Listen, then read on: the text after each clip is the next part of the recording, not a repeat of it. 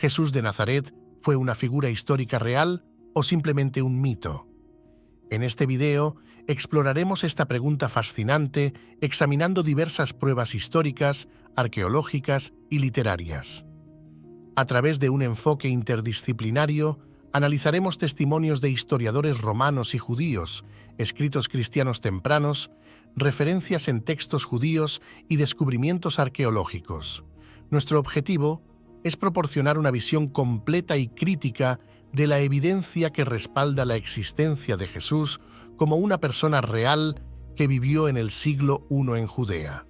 Acompáñanos mientras desentrañamos las piezas de este enigma histórico. En este recorrido descubrirás cómo diferentes fuentes históricas nos hablan de Jesús, ofreciendo perspectivas diversas y a veces sorprendentes sobre su vida y su impacto en la historia. Nos sumergiremos en los relatos de la época, examinaremos textos antiguos y analizaremos hallazgos arqueológicos que han sacado a la luz detalles fascinantes sobre uno de los personajes más influyentes de la humanidad. Prepárate para un viaje en el tiempo que no solo confirmará la existencia de Jesús, sino que también te permitirá comprender mejor el contexto en el que vivió y cómo sus enseñanzas transformaron el mundo antiguo. Verás cómo la figura de Jesús emerge con claridad y fuerza a través de estos testimonios, demostrando que no fue solo un mito, sino una persona real, cuya influencia perdura hasta nuestros días. Si te apasiona la historia y quieres saber más sobre el verdadero Jesús de Nazaret, suscríbete a nuestro canal.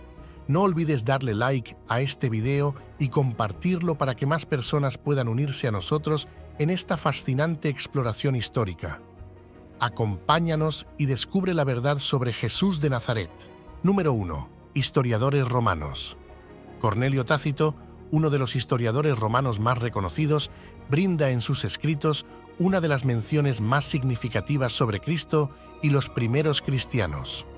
Tácito, conocido por su precisión y detalle en la documentación histórica, menciona la crucifixión de Cristo bajo el gobierno de Poncio Pilato en su obra Anales. Este testimonio es crucial porque proviene de una fuente no cristiana, lo que añade una capa de credibilidad y objetividad a la narrativa histórica de Jesús y sus seguidores. Tácito relata que Cristo, quien fundó lo que él describe como una superstición maligna, fue crucificado durante el reinado de Tiberio por el procurador de Judea, Poncio Pilato. Esta referencia se encuentra en el contexto de la descripción de las persecuciones de los cristianos bajo el emperador Nerón. Aunque Tácito utiliza un tono despectivo hacia los cristianos, reflejando la actitud general de la élite romana hacia este grupo en ese tiempo, su mención es invaluable para la historia porque confirma la existencia de Jesús y su crucifixión como eventos históricos reconocidos fuera de los textos religiosos. El relato de Tácito también describe detalladamente la persecución de los cristianos tras el gran incendio de Roma en el año 64 después de Cristo. Nerón, para desviar la culpa de sí mismo, acusó a los cristianos de haber provocado el incendio, desencadenando una brutal represión. Tácito describe cómo los cristianos fueron arrestados, torturados y ejecutados de diversas maneras crueles, incluidos ser cubiertos con pieles de animales y devorados por perros, crucificados y quemados vivos para servir como iluminación nocturna en los jardines de Nerón. Este pasaje no solo subraya la brutalidad de las persecuciones, sino que también resalta la resistencia y el crecimiento de la comunidad cristiana a pesar de tales adversidades. La referencia de Tácito a Cristo es especialmente significativa porque proviene de una fuente no cristiana y oficial. A diferencia de los escritos cristianos que buscaban evangelizar y fortalecer la fe de sus comunidades, Tácito escribe desde una perspectiva externa y gubernamental. Este hecho proporciona un testimonio independiente que corrobora la existencia de Jesús y las primeras comunidades cristianas. La obra de Tácito, en este sentido, se convierte en una pieza clave de evidencia histórica que apoya las narrativas encontradas en los textos del Nuevo Testamento. el contexto en el que Tácito menciona a Cristo y los cristianos también es revelador del clima sociopolítico de la época. La hostilidad hacia los cristianos se enmarcaba en una combinación de razones religiosas, sociales y políticas. Los cristianos eran vistos como una amenaza al orden tradicional romano debido a su rechazo a adorar a los dioses romanos y al emperador. Su creciente número y su fervor religioso provocaban suspicacia y rechazo entre la élite romana, que los consideraba una secta perniciosa y subversiva. Tácito, al documentar estos eventos, refleja esta percepción y proporciona una ventana a las tensiones religiosas y políticas del Imperio Romano. La obra de Tácito, aunque breve en su mención de Cristo, es densa en su significado. Su descripción de la crucifixión de Jesús bajo Poncio Pilato proporciona una confirmación externa de un evento crucial en la historia del cristianismo. Además, su relato sobre la persecución de los cristianos bajo Nerón ofrece un testimonio de las dificultades y el sufrimiento que enfrentaron las primeras comunidades cristianas. La combinación de estos elementos en los escritos de Tácito refuerza la veracidad histórica de las narrativas cristianas y destaca la resiliencia y el impacto de los primeros seguidores de Cristo en el mundo romano. Número 2. Carta de Marabar Serapión. La Carta de Marabar Serapión, un filósofo sirio del siglo I o II, ofrece una visión fascinante y única de Jesús desde una perspectiva no cristiana. En esta carta, escrita a su hijo desde la prisión, Marabar Serapión menciona a Jesús como un rey sabio, cuya muerte trajo desgracia a los judíos. Esta mención es significativa porque proviene de una fuente externa a las tradiciones cristianas, proporcionando así un testimonio independiente sobre la figura histórica de Jesús y su impacto. Marabar Serapión, en su carta, lamenta la muerte de 3 hombres sabios: Sócrates, Pitágoras y Jesús. Los compara como figuras que a través de su sabiduría y enseñanzas dejaron una huella duradera en la humanidad. Describiendo a Jesús, se refiere a él como un rey, destacando su sabiduría y el daño causado por su ejecución. Según Mara, la muerte de Jesús trajo consigo desgracia y desdicha a los judíos, una afirmación que resuena con la destrucción de Jerusalén y las calamidades que siguieron para el pueblo judío. La comparación que hace Marabar Serapión entre Jesús y otros personajes históricos es notable. Equipara a Jesús con Sócrates y Pitágoras, reconocidos por su sabiduría y su trágica muerte. Sócrates, condenado a beber cicuta por corromper a la juventud de Atenas, y Pitágoras, perseguido y probablemente asesinado debido a sus enseñanzas filosóficas y matemáticas, son ejemplos de figuras que fueron víctimas de la ignorancia y el miedo de sus contemporáneos. Al incluir a Jesús en este grupo, Mara destaca el patrón de persecución contra aquellos que poseían una sabiduría profunda y desafiaban el status quo. Este paralelismo no solo subraya la tragedia de sus muertes, sino también el impacto perdurable de sus enseñanzas. La carta proporciona una perspectiva adicional y valiosa sobre Jesús, especialmente porque proviene de una fuente no cristiana. Marabar Serapión no tenía una agenda religiosa para promover el cristianismo. En cambio, su enfoque filosófico y humanista le permite ofrecer una evaluación más objetiva de Jesús. Esta perspectiva externa refuerza la historicidad de Jesús y su influencia, confirmando aspectos de su vida y muerte desde un ángulo diferente al de los textos cristianos tradicionales. El contexto en el que Mara escribe su carta también es revelador. Estaba encarcelado y buscaba consolar a su hijo, compartiendo sabiduría y reflexiones sobre la vida y la muerte de grandes hombres. Esta situación añade una capa de autenticidad y sinceridad a sus palabras, ya que no estaba escribiendo con la intención de convencer a otros de una creencia religiosa, sino de transmitir enseñanzas morales y filosóficas a su descendencia.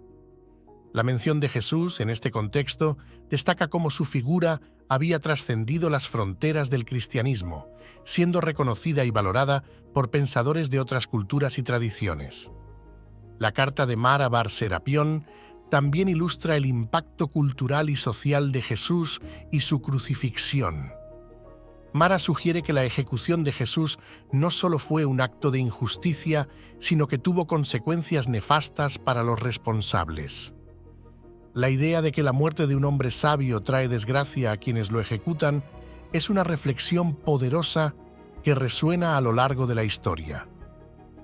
En el caso de Jesús, Mara observa que su muerte llevó a la destrucción y el sufrimiento de los judíos, conectando este evento con las catástrofes posteriores que afectaron a la nación judía, incluida la destrucción del Templo de Jerusalén en el año 70 después de Cristo. Número 3. Fuentes del Nuevo Testamento. Los evangelios canónicos y las epístolas de Pablo son fundamentales para comprender la figura de Jesús y el desarrollo temprano del cristianismo. Los evangelios de Mateo, Marcos, Lucas y Juan son las fuentes primarias que relatan la vida, enseñanzas, muerte y resurrección de Jesús. Estos textos, cada uno con su perspectiva única, ofrecen una visión integral de Jesús y su ministerio. Mateo, por ejemplo, se enfoca en mostrar cómo Jesús cumplió las profecías del Antiguo Testamento, posicionándolo como el Mesías esperado por el pueblo judío. A través de su narrativa, Mateo conecta constantemente los eventos de la vida de Jesús con las escrituras hebreas, subrayando la legitimidad de su mesianismo y su papel en la historia de Israel. Marcos, considerado el evangelio más antiguo, escrito entre los años 66 y 70 después de Cristo, presenta una narrativa más directa y concisa. Este evangelio se centra en las acciones y los milagros de Jesús, destacando su autoridad divina y su capacidad para transformar vidas. La brevedad y el estilo urgente de Marcos reflejan la persecución y las dificultades enfrentadas por las primeras comunidades cristianas, ofreciendo un mensaje de esperanza y resistencia ante la adversidad. La narrativa de Marcos es cruda y dinámica, enfatizando la inmediatez del mensaje de Jesús y la necesidad de una respuesta decidida por parte de sus seguidores. Lucas, por otro lado, ofrece una narrativa más detallada y cuidadosa, centrada en la compasión y la inclusión de Jesús. Escrito por un médico y compañero de Pablo, Lucas se distingue por su atención a los marginados y su énfasis en la misericordia divina.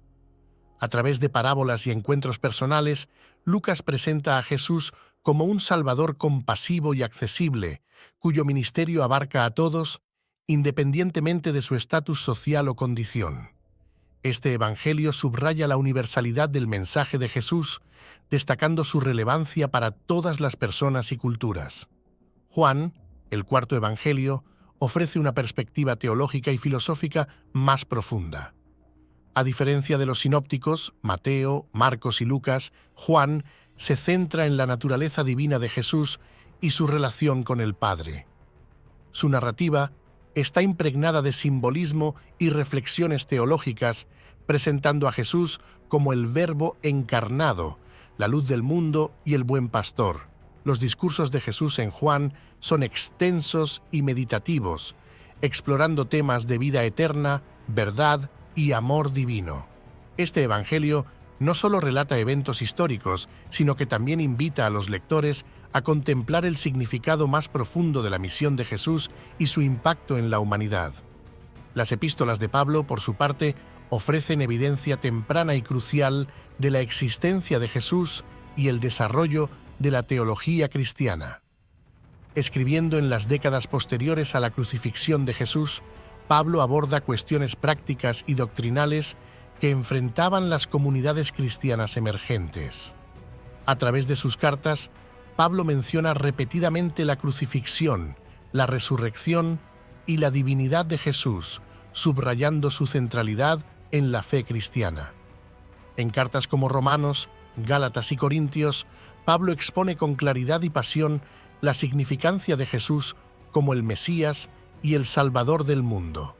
Las epístolas de Pablo también son valiosas por la luz que arrojan sobre las primeras comunidades cristianas y sus desafíos.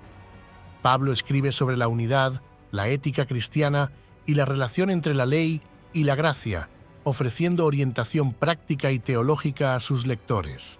Sus cartas revelan un cristianismo en expansión, enfrentando tensiones internas y externas, pero también un movimiento vibrante y dinámico, impulsado por la convicción de que Jesús había resucitado de entre los muertos. Número 4. El Evangelio de Tomás. El Evangelio de Tomás es un texto gnóstico que fue descubierto en 1945 en Nag Hammadi, Egipto, y contiene 114 dichos atribuidos a Jesús. Este evangelio es notablemente diferente de los evangelios canónicos de Mateo, Marcos, Lucas y Juan, ya que no presenta una narrativa continua de la vida de Jesús. En lugar de ello, se enfoca en la transmisión de sabiduría y enseñanzas directas de Jesús, reflejando una forma de espiritualidad que enfatiza el conocimiento interior y la comprensión profunda. El contenido del Evangelio de Tomás está compuesto exclusivamente de dichos y enseñanzas, sin ningún tipo de narración sobre los eventos de la vida de Jesús, su muerte o resurrección. Este enfoque lo distingue significativamente de los textos canónicos, que relatan detalladamente la vida y los milagros de Jesús. Los dichos en el Evangelio de Tomás a menudo se presentan de manera enigmática y requieren interpretación, lo que resalta la importancia del conocimiento espiritual y la comprensión interna para sus seguidores. Este tipo de enseñanza es característico del gnosticismo, un movimiento religioso que buscaba la gnosis o conocimiento secreto y esotérico como el camino hacia la salvación. El gnosticismo, representado por el Evangelio de Tomás, propone una visión del mundo en la que la materia es vista como corrupta o inferior y el espíritu como la verdadera esencia divina. En este contexto, Jesús es percibido no solo como un maestro, sino como un revelador del conocimiento oculto que puede liberar al ser humano de la ignorancia y la ilusión. Los dichos del Evangelio de Tomás a menudo reflejan esta dualidad y subrayan la necesidad de trascender el mundo material para alcanzar el conocimiento espiritual. Por ejemplo, en uno de los dichos, Jesús declara: «El reino está dentro de ti y está fuera de ti. Cuando llegues a conocerte a ti mismo, entonces serás conocido y sabrás que eres el Hijo del Padre viviente». Este énfasis en el conocimiento interior como el camino hacia la divinidad es central en la tradición gnóstica. A diferencia de los evangelios canónicos que promueven una fe basada en la creencia en los eventos históricos de la vida de Jesús, el Evangelio de Tomás invita a los creyentes a buscar la verdad dentro de sí mismos.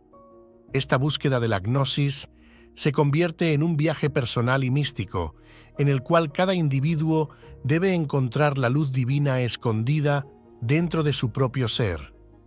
Los dichos de Jesús en este Evangelio a menudo parecen paradójicos o difíciles de entender, lo que sugiere que el conocimiento espiritual no es fácilmente accesible y requiere una profunda introspección y meditación.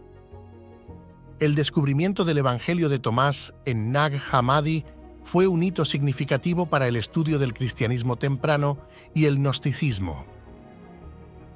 Los textos de Nag Hammadi, que incluyen otros escritos gnósticos, ofrecen una visión más amplia y diversa de las creencias y prácticas de los primeros cristianos.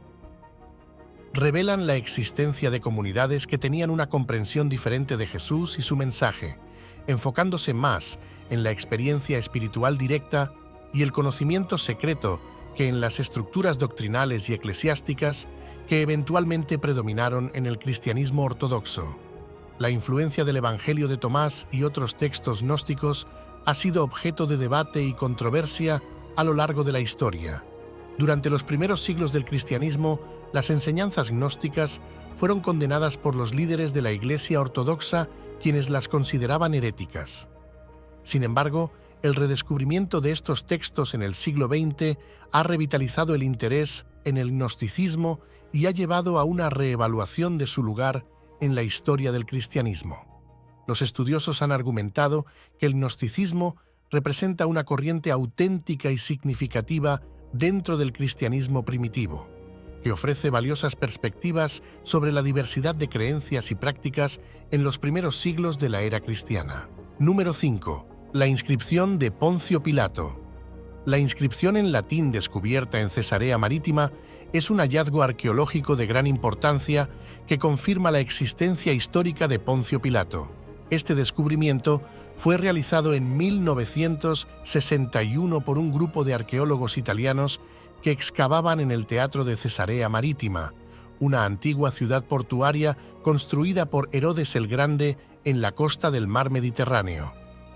La inscripción se encontraba en una piedra de caliza reutilizada en la construcción del teatro, lo que sugiere que originalmente formaba parte de una estructura anterior. El texto de la inscripción menciona explícitamente a Poncio Pilato, quien fue el prefecto de la provincia romana de Judea durante el reinado del emperador Tiberio. La inscripción dice: Tiberieum, Pontius Pilatus, praefectus Iudaeae, lo que se traduce como Tiberio, Poncio Pilato, prefecto de Judea. Este es el único artefacto arqueológico conocido que menciona a Pilato por su nombre y su título, proporcionando así una evidencia tangible y directa de su existencia y su papel en la administración romana de Judea. La mención de la dedicación de un templo a Augusto en la inscripción también es significativa. Esto indica que Pilato, como representante del poder romano, participó en actos de lealtad y reverencia hacia el emperador, en este caso, Tiberio, y su predecesor, Augusto. La dedicación de templos a los emperadores romanos era una práctica común que reforzaba la autoridad imperial y promovía la unidad dentro del vasto imperio.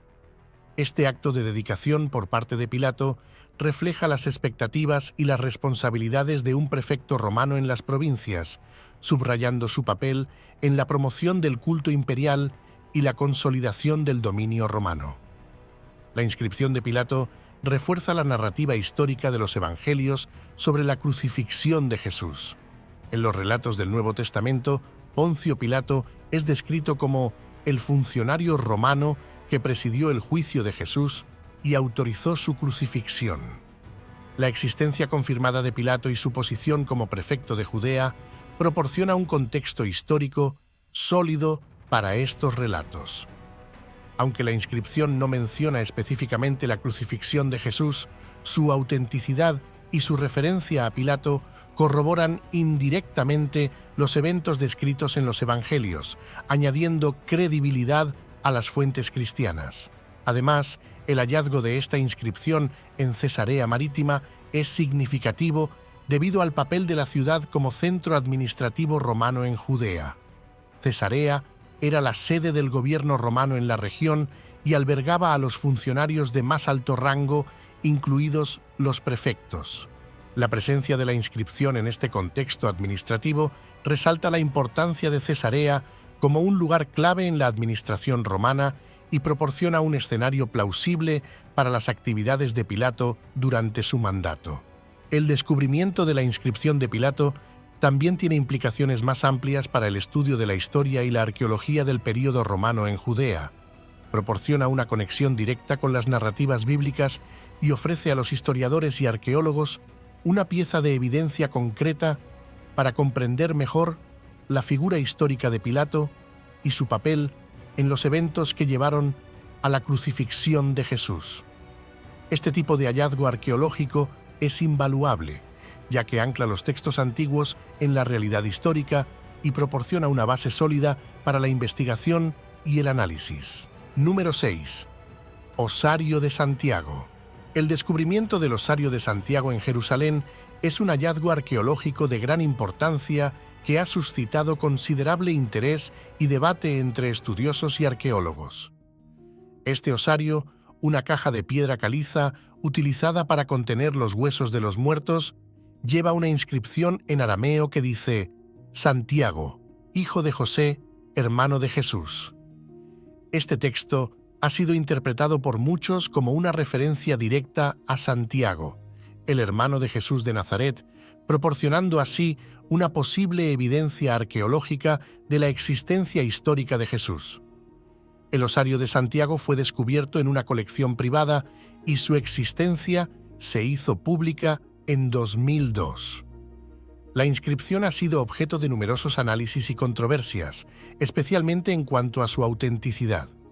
Sin embargo, muchos expertos en epigrafía y paleografía han concluido que la inscripción es genuina y data del siglo I después de Cristo. La autenticidad de la inscripción es crucial porque sugiere que las personas mencionadas en los textos cristianos, como Jesús y sus familiares, eran figuras históricas reales, cuya existencia se puede corroborar a través de pruebas materiales. La inscripción en el osario es particularmente notable porque menciona a 3 individuos específicos: Santiago, José y Jesús. En el contexto del siglo I en Judea, los nombres Santiago o Jacob, José y Jesús eran relativamente comunes. Sin embargo, la combinación específica de Santiago, hijo de José, hermano de Jesús, es lo que otorga a este hallazgo su significado especial. La referencia explícita a Jesús como el hermano de Santiago es única y sugiere que Jesús era una figura suficientemente prominente como para que su relación familiar fuera utilizada para identificar a Santiago. El hecho de que el osario esté datado del siglo I después de Cristo añade otro nivel de credibilidad a la inscripción. Este periodo coincide con la vida de Jesús y sus primeros seguidores, según los relatos del Nuevo Testamento.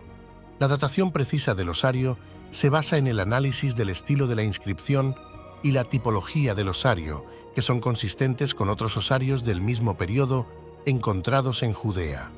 Esta correspondencia temporal refuerza la posibilidad de que el osario realmente pertenezca a Santiago, el hermano de Jesús. El osario de Santiago no solo proporciona una conexión arqueológica directa con Jesús, sino que también ofrece una visión más amplia del contexto social y cultural de la Judea del siglo I. Los osarios eran comunes en esta región durante este periodo, utilizados como parte de un ritual funerario específico que implicaba el entierro inicial en una tumba y la posterior recolección de los huesos en una caja de piedra. Este método de sepultura refleja las prácticas y creencias funerarias de los judíos del Segundo Templo, ofreciendo un marco más amplio para comprender cómo vivían y morían las personas en esta época. La referencia a Jesús en el osario de Santiago tiene implicaciones significativas para la historiografía del cristianismo temprano. Si la inscripción es auténtica, proporciona una evidencia material de la existencia de Jesús fuera de los textos religiosos. Esta evidencia puede complementar los relatos del Nuevo Testamento, ofreciendo una confirmación independiente de que Jesús fue una figura histórica real y que su familia era conocida en la comunidad judía de la época. La existencia de un osario con el nombre de Santiago, identificado como el hermano de Jesús, sugiere que la familia de Jesús ocupaba una posición reconocida y respetada, lo que podría haber contribuido a la expansión inicial del cristianismo. Número 7. El Talmud babilónico. El Talmud babilónico, uno de los textos centrales del judaísmo rabínico, contiene varias referencias a Jesús de Nazaret, aunque estas menciones son controvertidas y se presentan en un contexto marcadamente negativo. Estas referencias, dispersas en diferentes secciones del Talmud, destacan la ejecución de Jesús y lo describen de maneras que reflejan las tensiones entre el judaísmo y el cristianismo en los primeros siglos de nuestra era. A pesar de su carácter despectivo, estas menciones son significativas porque proporcionan evidencia adicional de la existencia histórica de Jesús desde una fuente no cristiana. En el Talmud, Jesús es mencionado principalmente en el Tratado de Sanedrín. Aquí se relata que Jesús fue ejecutado en la víspera de la Pascua judía por practicar la hechicería y llevar a Israel a la apostasía. El texto talmúdico dice: en la víspera de la Pascua, Yeshú fue colgado. 40 días antes de la ejecución, un heraldo proclamó: será apedreado porque ha practicado la hechicería y ha incitado a Israel a la apostasía. Quien pueda decir algo en su favor, que venga y lo defienda. pero no se encontró a nadie que testificara en su favor, así que fue colgado en la víspera de la Pascua. Esta mención es crucial porque, a pesar de su tono negativo, confirma la existencia de una figura conocida como Jesús, que fue ejecutada bajo la acusación de blasfemia y herejía. El término colgado, utilizado en el Talmud, es interpretado por muchos estudiosos como una referencia a la crucifixión, un método de ejecución común en el Imperio Romano. Esta correlación entre los textos talmúdicos y los relatos del Nuevo Testamento proporciona un punto de convergencia entre las tradiciones judía y cristiana, sugiriendo que la figura histórica de Jesús fue reconocida y comentada en diversas comunidades de la época, aunque de manera conflictiva. Las descripciones de Jesús en el Talmud son notoriamente negativas. Se le llama hereje y hechicero, lo que refleja la profunda oposición del judaísmo rabínico hacia el naciente movimiento cristiano. Los rabinos del Talmud veían a Jesús y sus seguidores como una amenaza a la ortodoxia judía, ya que sus enseñanzas y proclamaciones de ser el Mesías desafiaban las doctrinas establecidas. El etiquetar a Jesús como un hechicero tenía la intención de desacreditar sus milagros y señales, interpretándolos no como actos divinos, sino como obras de magia ilícita.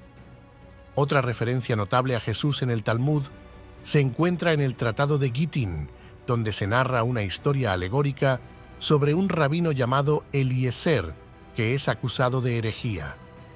Durante su juicio, se menciona que el rabino fue acusado de haber aprendido magia de Jesús de Nazaret. Aunque esta historia es más una fábula que un relato histórico, subraya la percepción de Jesús como un maestro de prácticas prohibidas y el rechazo del judaísmo rabínico hacia sus enseñanzas. Estas referencias, aunque indirectas y a menudo en forma de alegorías o discusiones alágicas, ilustran la memoria persistente de Jesús en la literatura judía posterior. Las referencias a Jesús en el Talmud, a pesar de su tono negativo, son importantes para la historiografía de Jesús porque corroboran su existencia desde una perspectiva independiente de los textos cristianos. El hecho de que Jesús sea mencionado en un contexto tan hostil sugiere que su impacto fue significativo y duradero, lo suficiente como para ser registrado en los escritos de sus opositores. Estas menciones proporcionan una contraparte crítica a las narraciones del Nuevo Testamento, ofreciendo una visión desde el otro lado del conflicto religioso que surgió en el primer siglo. Número 8. Antigüedades judía. Flavio Josefo, un historiador judío del siglo I, es una de las fuentes no cristianas más importantes que menciona a Jesús en su obra Antigüedades judías. El Testimonium Flavianum, como se conoce comúnmente este pasaje, ha sido objeto de intenso debate y análisis entre estudiosos debido a su relevancia histórica y las posibles interpolaciones cristianas. En este texto, Josefo describe a Jesús como un hombre sabio que realizó hechos sorprendentes y ganó seguidores tanto entre los judíos como entre los gentiles. Esta referencia es significativa porque ofrece una perspectiva judía sobre Jesús y su impacto en la sociedad de su tiempo. El Testimonium Flavianum se encuentra en el libro 18 de Antigüedades judías y dice: «Por aquel tiempo apareció Jesús, un hombre sabio, si es que se le puede llamar hombre. Era un hacedor de obras maravillosas, un maestro de hombres que aceptan la verdad con gusto. Atrajo a muchos judíos y a muchos de los gentiles. Él era el Cristo. Y cuando Pilato, a sugerencia de los principales entre nosotros, lo condenó a la cruz, aquellos que lo habían amado desde el principio no dejaron de hacerlo. Se les apareció vivo de nuevo al tercer día, tal como los profetas divinos habían predicho, junto con innumerables otras cosas maravillosas acerca de él. Y la tribu de los cristianos que toma este nombre de él no ha desaparecido hasta el día de hoy». Este pasaje, aunque significativo, ha sido motivo de controversia. Muchos estudiosos creen que algunas partes del Testimonium Flavianum pudieron haber sido añadidas o modificadas por escribas cristianos posteriores, ya que algunas declaraciones como «Él era el Cristo» y la referencia a la resurrección Son inusuales viniendo de un historiador judío no cristiano. Sin embargo, hay consenso en que Josefo probablemente escribió algo sobre Jesús, y que, aunque algunos detalles pudieron haber sido interpolados, el núcleo del testimonium refleja una mención auténtica de Jesús. La descripción de Jesús como un hombre sabio y hacedor de obras maravillosas sugiere que Josefo reconocía su influencia y la fascinación que generaba entre sus seguidores. Este reconocimiento, aunque breve, es importante porque proviene de un historiador que no tenía ningún motivo religioso para promover la figura de Jesús. Josefo era un fariseo que escribía para una audiencia romana, y su obra buscaba explicar la historia y las costumbres judías a los lectores no judíos. Además del Testimonium Flavianum, Josefo menciona a Santiago, el hermano de Jesús, en otro pasaje de Antigüedades Judías. En el libro 20, Josefo relata la muerte de Santiago. Anano, un sumo sacerdote, hombre osado y de temperamento violento, convocó al Sanedrín y llevó ante ellos al hermano de Jesús, que era llamado Cristo, cuyo nombre era Santiago, y algunos otros. Y habiéndolos acusado de haber violado la ley, los entregó para que fueran apedreados. Esta referencia es crucial porque no solo menciona a Jesús de nuevo, sino que también proporciona información adicional sobre su familia y los conflictos internos dentro de la comunidad judía. Número 9. Plinio, gobernador romano. Plinio el Joven, un destacado gobernador romano, es conocido por sus cartas dirigidas al emperador Trajano, en las cuales describe la adoración de los cristianos a Cristo como a un Dios. Estas cartas, escritas alrededor del año 112 después de Cristo, son una valiosa fuente histórica que proporciona información detallada sobre la percepción y el tratamiento de los cristianos en el Imperio Romano. Plinio, en su rol de gobernador de Bitinia Ponto, se enfrenta a la creciente presencia de cristianos en su provincia y busca orientación de Trajano sobre cómo lidiar con ellos, ya que no está seguro de la mejor manera de proceder. En sus cartas, Plinio describe cómo ha manejado los casos de cristianos que han sido llevados ante él. Plinio admite no tener experiencia previa en los juicios de cristianos y se siente inseguro sobre la mejor manera de proceder. En una de sus cartas más famosas, Plinio escribe: «He preguntado a los mismos si eran cristianos. Si confesaban, repetía la pregunta 2 o 3 veces, añadiendo una amenaza de castigo. Si persistían, ordenaba su ejecución, pues estaba seguro de que, sea cual sea la naturaleza de su credo, su obstinación y su inflexible terquedad merecían ser castigadas». Plinio también describe las prácticas de los cristianos, basándose en las confesiones obtenidas durante los interrogatorios. Señala que los cristianos se reunían en un día fijo antes del amanecer y cantaban un himno a Cristo como a un Dios. Esta observación es significativa porque sugiere que, para los cristianos de la época, Jesús no era simplemente un líder o maestro, sino que era objeto de adoración divina.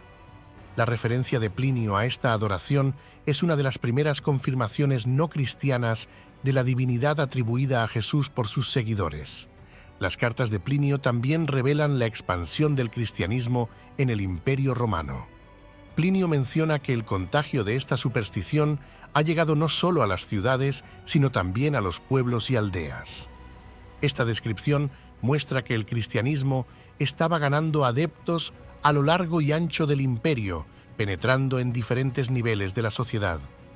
La preocupación de Plinio por el número de cristianos y su influencia refleja el impacto creciente que esta nueva religión estaba teniendo en el tejido social del imperio. Plinio también busca orientación específica sobre cómo tratar a los cristianos que se retractan de su fe.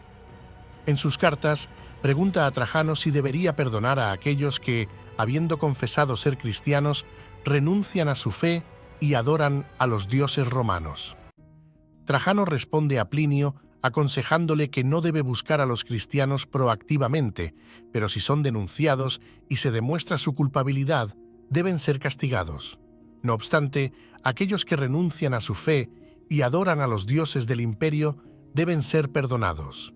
Este intercambio muestra la política pragmática del Imperio Romano hacia los cristianos en ese momento. No se les perseguía activamente, pero su obstinación en mantener su fe frente a la autoridad imperial era vista como una amenaza al orden público. La correspondencia entre Plinio y Trajano es un testimonio elocuente de las tensiones y desafíos que el cristianismo planteaba a las autoridades romanas. A través de estas cartas se puede ver cómo los primeros cristianos eran percibidos y cómo su fe y prácticas diferenciaban claramente de las religiones tradicionales del imperio. La insistencia en la exclusividad de su fe y su negativa a participar en los cultos imperiales eran vistas como actos de rebelión y obstinación. Además, estas cartas proporcionan una visión única de la administración romana y la forma en que los gobernadores manejaban cuestiones religiosas y sociales en sus provincias. Plinio, un administrador diligente y meticuloso, busca actuar de manera justa y conforme a la ley, pero también quiere mantener la paz y el orden en su provincia. Su correspondencia con Trajano revela su dilema y la complejidad de gobernar en un imperio multicultural y religioso diverso. La respuesta de Trajano también refleja la política romana de equilibrio y pragmatismo. El emperador no veía a los cristianos como una amenaza inmediata que justificara una persecución generalizada, pero tampoco estaba dispuesto a tolerar cualquier forma de desafío a la autoridad imperial. Esta política permitía cierta flexibilidad a los gobernadores locales, quienes podían adaptar sus acciones a las circunstancias específicas de sus provincias. Número 10. El papiro Egerton II. El papiro Egerton II, un evangelio no canónico descubierto en Egipto, ofrece una ventana fascinante a las tradiciones tempranas sobre Jesús, diferentes a las presentadas en los evangelios canónicos. Este papiro, datado entre los siglos II y III, contiene relatos sobre Jesús que, aunque similares a los de los evangelios canónicos, muestran variaciones significativas en sus enseñanzas y acciones. Estas diferencias destacan la diversidad de tradiciones orales y escritas sobre Jesús que coexistieron en los primeros siglos del cristianismo. El papiro Egerton II fue descubierto en la década de 1930 en Egipto y contiene fragmentos de un evangelio que no está incluido en el Nuevo Testamento. Los relatos en este papiro incluyen episodios que recuerdan a los encontrados en los evangelios de Mateo, Marcos, Lucas y Juan, pero con variaciones que sugieren la existencia de una rica tradición oral sobre Jesús que estaba siendo plasmada en diferentes textos escritos. Por ejemplo, uno de los fragmentos describe un conflicto entre Jesús y los líderes judíos sobre el cumplimiento de la ley, un tema recurrente en los evangelios canónicos, pero presenta detalles y diálogos que no se encuentran en estos textos. Una de las características más interesantes del papiro Egerton II es cómo muestra variaciones en las enseñanzas y acciones de Jesús. En uno de los fragmentos, Jesús realiza un milagro de curación similar a los descritos en los evangelios canónicos, pero el contexto y los detalles difieren, sugiriendo una adaptación o reinterpretación de los relatos tradicionales. Estas diferencias no solo reflejan la diversidad de las tradiciones sobre Jesús, sino que también indican que las primeras comunidades cristianas estaban activamente involucradas en la transmisión y elaboración de estas historias para satisfacer sus propias necesidades teológicas y pastorales. El papiro también contiene enseñanzas de Jesús que, aunque paralelas a las de los evangelios canónicos, muestran variaciones significativas en su formulación.